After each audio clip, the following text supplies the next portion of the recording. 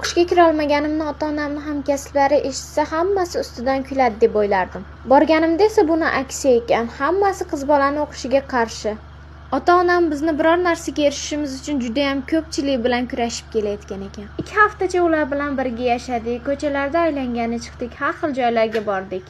Tibbiyot instituti talabasi bo'laman deb yuragimni berib yuborganman shekilli, hech narsa ko'nglimga sig'masdi. O'zim bilmagan holda o'tirgan holatimda yig'lab yuboradigan odat chiqarib oldim. Namozlarimda tinimsiz Allohim sharmanda qilmagin, o'qishga kerak deb duo qilardim. 30-avgust kuni uxlayotganimda to'satdan onamni baqirganini eshitdim. Koridorda har bitta xonaga kirib baland ovozda gapirib chiqayotdi. Oxiri meni yonimga kirdi. Nima bo'ldi-kin deb qo'rqib ketdim. Lekin onam birinchi aytgan gapidan shunaqangi xursand bo'ldim. Men ishongan edim, bilardim bunaqa bo'lishini. Sen grantga kiribsan deydi. Lekin bir minus tarafi tibbiyot institutiga emas, qishloq xo'jaligi institutiga grantga kiribman. Kun bo'yi meni O'zbekistonga qaytib ketishim uchun harakat qildi. Hamma kiyimlarimni tayyorlab, ukalarimga olib ketgan narsa olish uchun bozorlarda ham aylanib keldik. Ishxonasida uchragan yoki yo'lida uchragan hammaga onam qizim grantga kirdi deb maqtanib chiqdi.